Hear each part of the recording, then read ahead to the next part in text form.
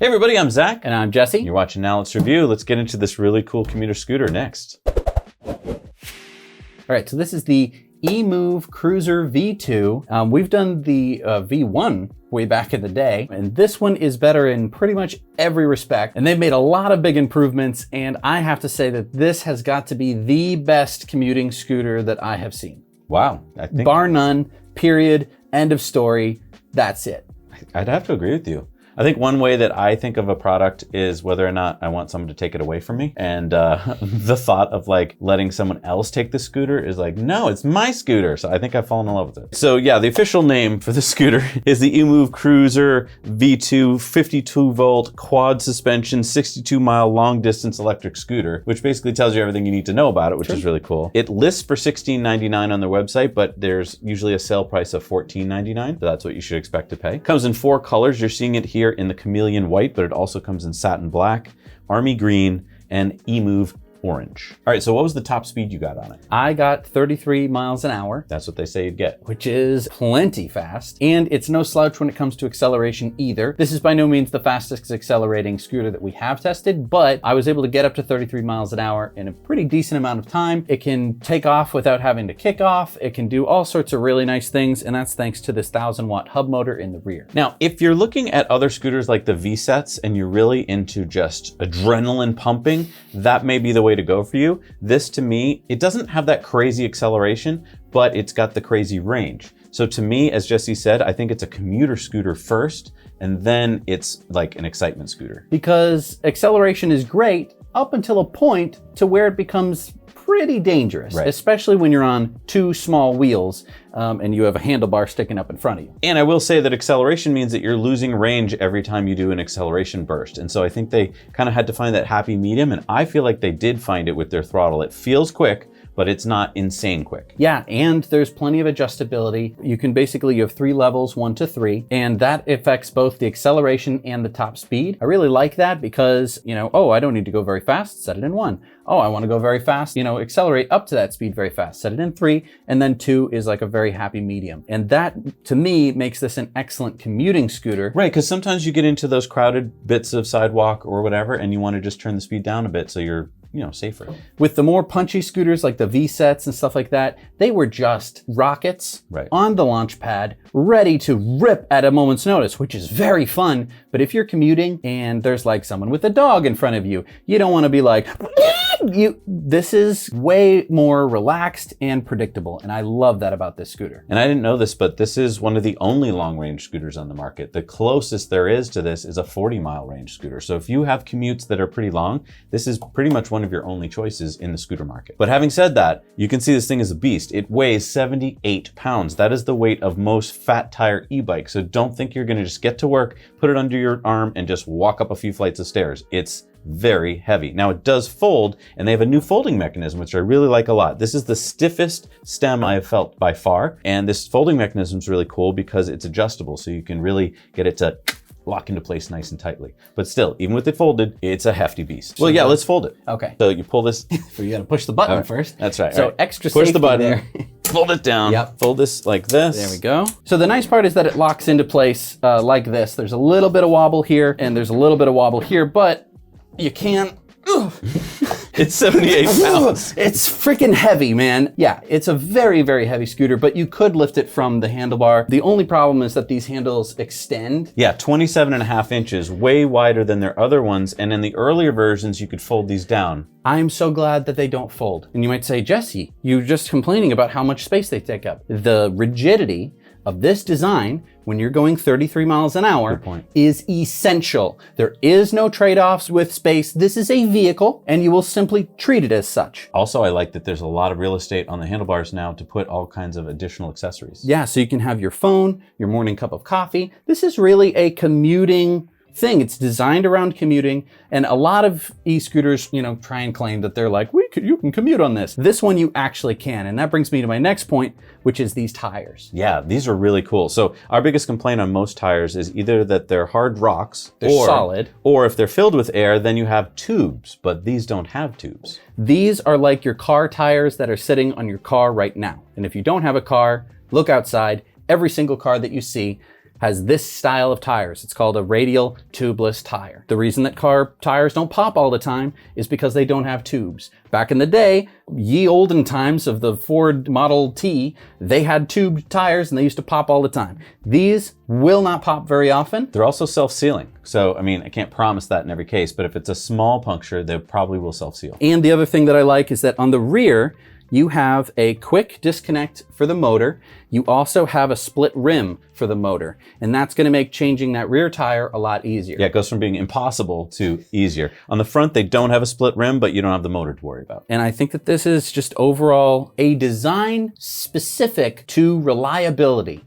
And that leads into commuting. And then because this is a scooter for all different kinds of people, it has different height adjustments. And this is the highest we've seen a scooter go. So 44 inches off the deck up to that height if you want, and then all the way down to a very low height if you happen to be short or you like to have the handlebars down low. Yep. And so, yeah, you get a ton of adjustability. I really like that. And even with this completely loosened, you can still steer. You can see that this is still it's not locked in. Completely slip on you. So even if this were to have slipped out, it's still safe. There's some bikes and scooters where you loosen the front thing and all of a sudden you can't steer. So they did a great job on that. If we're going to talk about changes, they've done this change, which is a big one. They've moved the headlight from down here to up here. And just that change alone is going to make you a lot more visible. Let's also talk about the rear tail lights. They've given you not only a nice big tail light back here, but also turn signals. Yeah. Now, I don't expect that people watching you ride your scooter are necessarily going to understand the turn signals because they are in quite a small area here. So you do want to throw some hand signals, but it'll help get a little bit more attention to when you're turning. And this is also now where you're going to put your foot. On earlier versions, you had less foot space. So this has always stayed big, which is great. But now you're going to want to be able to put your foot back. And the reason I'm saying that is they're about to come out with a dual motor version of this. So there'll be a motor in the front as well, which will give you, I think, way too much power. This is 1,000 watts, as Jesse said, in the back, which is already plenty. In terms of getting up hills, for instance, we were able to get up some very steep hills without a problem. They claim you can get up a 20% hill slope, which is great. We're talking San Francisco level pretty much. And that's great again as a commuter because you don't want to get to that one spot in your commute where you're like, oh, I can't make it up the hill. Now, let's talk about some of the trade-offs. First of all is the weight. This is 78 pounds. But it can hold 352 pounds of max load. So if you're a larger rider or if you're carrying big backpacks and stuff, that's good to know. Now, one of the reasons why it's so heavy is the giant battery. It is 1,560 watt hours. That's 1.5 kilowatt hours in this battery pack. I'm not saying that we're getting into the range of a Tesla here, but this is we're in the units of Teslas. Yeah, these are LG cells, 2170s. And so it's going to take 3 times longer to charge this than most scooters. But a good point is that you're going to charge it less. Does that make sense? And so because the number of charge cycles will be less, and that means that this scooter's battery should last longer. Let me give you an example. Let's say that you had a scooter with a 1 mile range, okay? And you go 1 mile and then you have to charge it. Okay, so if you want to go 1,000 miles, that's 1,000 charging cycles. That is typically where most battery packs are rated at. And so after 1,000 miles, the battery is going to be kind of kaput. With this having a 60-mile range, you can go way further before the battery is going to start to have an issue. But if 9 to 12 hours of charging seems like too much for you, on Voro's website for about $100, you can get an aftermarket charger, which charges in half the time. 5 to 6 hours. So that might be a good investment for you if you think that that's a problem. It does come with a 1-year warranty. There's 24/7 customer support, which I really like a lot, and there's free shipping to get it to your house. There's also a new LCD 3.5-inch screen, which gives you a little bit more information than the old ones used to. This one's going to give you your speed, what level you're in, 1, 2, or 3, your trip, your battery as a percentage, which is cool. Although, Jesse, you did find that jumped a bit. It kind of sags and moves along with the battery voltage. So they don't have any kind of like particular range measuring device. This is more of a battery voltage indicator, which is common on pretty much all scooters and bikes. It's just for such a long-ranged vehicle such as this one, you're going to have quite a bit of variability in the percentage that it's telling you based on how hard you're pushing the throttle. Well, let's talk about the throttle. So that's over on the right. And how do you like the feel? I really like it. It feels well built. And it is plastic, but it's well built. It is plastic, but it's well built. And it does have some granularity into it, which is nice since you have such a large speed to be playing around in. That can commuting. It has a nice feel to it. It has a lot more spring to it. So Yes. it doesn't feel like you just easily push it. Right, and that just gives an overall really nice feel. I also think that the throttle response is really nice. So even if you, just slam the throttle down, it's going to have kind of a natural pickup. That can be a little bit underwhelming for some people where they're like, why isn't it just going kaboom? But for most people, it's nice because it's going to let you know that you've just hit the throttle if you hit the throttle before it absolutely throws you off of it. Yeah, I'm looking at you, VSET. That would just go, and if you would fall off it if you weren't prepared. And to that point, isn't there a setting where you can make this a push-off scooter? There is. Yeah, it has a very cryptic menu system. Luckily, it comes in the manual. So the manual actually tells you how to adjust all the things. You can adjust the top speed. You can adjust the top speed for the different levels. So if there's one section of your path that's going to be at 10 miles an hour, you can set that using this, and then have the balls to the wall super fast one. Really good adjustability. It's just really hard to access and do on the fly. It's something you're going to want to do at home looking at the manual. But why would you maybe make this a push-off scooter instead of a just throttle only? Safety and maybe a little bit of range. I say safety because the throttle is the throttle, and if I were to turn this on right now, Get my phone out of the way. yeah, it doesn't have any fold or anything like that. It'll move. And you notice that it didn't fly off the table. I gave it quite a bit of throttle, and that's the nice part where it kind of gives you a little bit. Now, if this is still too much for you, if you're someone who might accidentally hit the throttle and not know what to do and go ooh and fall over, you could set this to a kickoff only, and then it would only give you throttle if the scooter was already moving. And like you said, that helps with range as well. It does help with range because that little bit of kick that you give it, I don't think for a scooter like this where you're going to be like going 20 miles an hour for like minutes at a time is going to make that big a difference. But I don't know, depending on the city that you live in, it might. Can you turn it back on so we can hear the horn? Okay. Pretty loud. Pretty loud. Which is good for a commuter scooter. I think so. You need to get people's attention. This means both pedestrians and people driving cars. And I think that being able to is an important aspect to it. All right, so it's got a big deck. It is high off the ground. That can be bad for some people who like a low deck so you can get on and off easily, but it's because it has this massive suspension. Let's talk about this. So it's got a quad suspension, 2 in the front, 2 in the rear. It's a new suspension this year, and it really works. In past iterations, the suspension felt like it didn't quite work except for like super heavy rocks or something. This feels just like it was tuned for me. It felt really natural, but it is high. We're about, what, 9 inches off the ground. Right. This again, tuned for commuting. This is not like I go down the street and then I stop and I put my foot down and then I turn around and then no. This is like I'm going to work, right? So again, commuter scooter.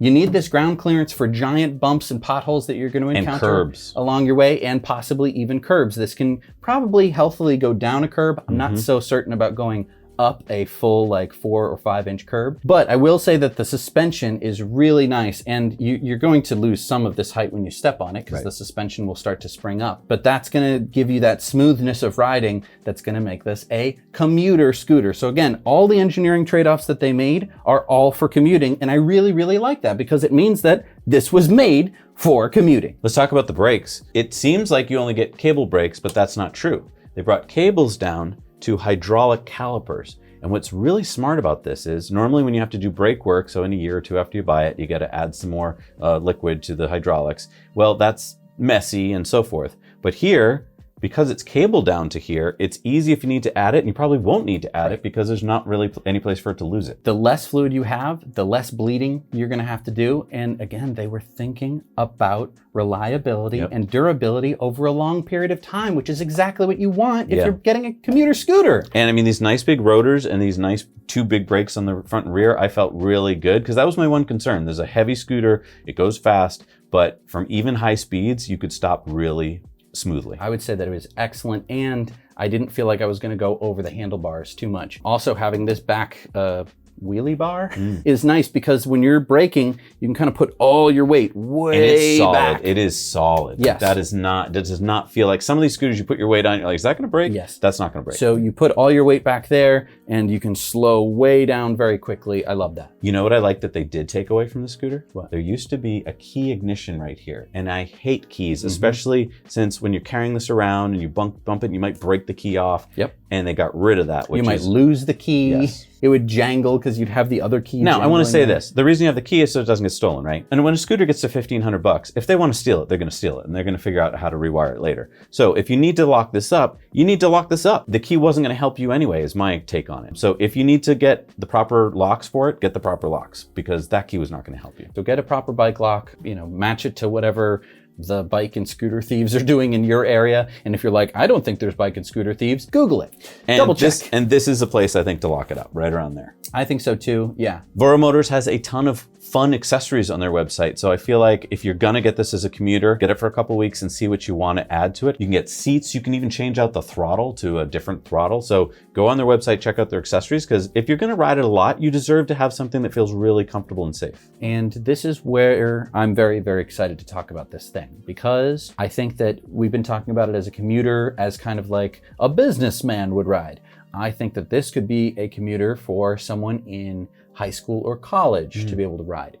You're probably thinking about, if you're in that age range, looking into a car that costs roughly this amount. And in this current used car market, you're looking at a lot more. These cars are not $5,000, back from 2014, like when I was buying used cars, where $5,000 could get you a pretty decent ride. These are $5,000 that normally would have been the $1,500 cars back in 2014, where the things were about to fail on them because they had over 100,000 miles on them. Right. Get something, if you get a commuter scooter like this and you live somewhere where it's possible to ride, you could save an enormous amount of money on fuel, maintenance, and having to buy a new car when that car breaks. And that's the exciting part to me, is that they designed this thing with reliability and repairability in mind. There are not a lot of plastic components that I think are going to snap off and break on this thing. The tires are not your tubed tires, and they're also not the solid ones. They're going to give you that comfort and reliability every day, and they're repairable. So if they do end up popping, which they won't because they're radial tires, they're just like your car tires. When they do pop, you can replace them. It's just, you won't have to do it hardly as often as a normal e-scooter. And let's just talk about cost of fuel. So this thing is so efficient. I just want to talk about it in terms of a Tesla. So a Tesla typically gets, let's say, 4 miles per kilowatt hour. This thing gets about 10 times that. So you're talking 1/10 the cost of powering a Tesla for this. So that means that if it normally costs you something like $15 for a tank of gas, tank of electricity for a Tesla, you're talking down to $1.50. It's mind-boggling. Basically, you're gonna do your commute on pennies. And so all that money that you're saving on either gas or even the electricity for a car means that that's money in your pocket every week.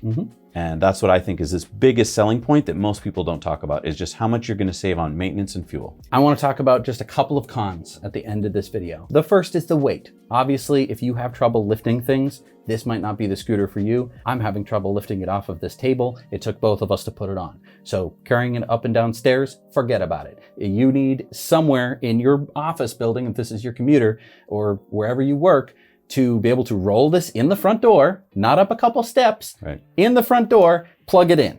Or not plug it in because it has so much range. So you might not roll it into anywhere. Maybe you lock it up outside. That could work. The other thing to think about is, if you are going to all this trouble, why aren't you just getting an e-bike? Because these 10-inch tires, while I can talk all about how much I love that they're radial and everything like that, they're still 10 inches in diameter. And that means that for every bump that they hit, they're gonna hit it harder. The wider a wheel you have, the bigger diameter, it just soaks up bumps naturally a whole lot more. Plus, sitting. I know that you can get a seat for this thing. Why? Just get an e-bike is my thought. It's a good point, because the price of this at $1,500 is you can get yourself a really nice e-bike for that price as well. So it is something to think about. I would just say that if you're dead set on scooters, great, it's this one. If you're like, oh, I haven't even thought about micromobility or stuff like that, consider an e-bike before you consider this necessarily, because they're gonna be a bit safer and a bit more comfortable. The other thing is, this is not a toy. A lot of scooters you get in the $400 range, they're just toys. They'll last you a year if you're lucky, and then something major is gonna break and you're gonna have to throw them out. This is repairable, but also it's built really well, so it's gonna last a number of years, and then it's probably repairable at that point. Right, you're gonna be treating this a lot more like you would a car, where you might even end up taking this to the shop to have it actually repaired by a professional, and you might actually shell out $100 or so to do that, because it will be worth it to you at that point. It's just something to think about. It's a brand new way to think of a vehicle that looks like this and has two wheels. It's great. I'm glad that they made it this way and made it so strong. There's two things I want to point out as my pros. First are the fenders, little things you don't think about, but that keeps you dry, so that's awesome. And then secondly, I love the throttle. The throttle for me was perfect. It was peppy, but not scary. And I just felt immediately in love with the scooter. They got everything right in terms of the suspension, the feel, the deck height, the power. It's like, for me, it's perfect. So if you're kind of like me and you're not looking for the thrill of a lifetime, but you're looking for just something that's reliable, this does seem like the commuter scooter for me. Well, thank you so much for watching Now Let's Review. We hope you enjoyed it. Please hit a like down in the box below and leave a comment if you're like, I don't like this. I want to hear what you have to say. We cover so many different things over on Now Let's Review, so please consider subscribing, and we'll see you next time on Now Let's Review.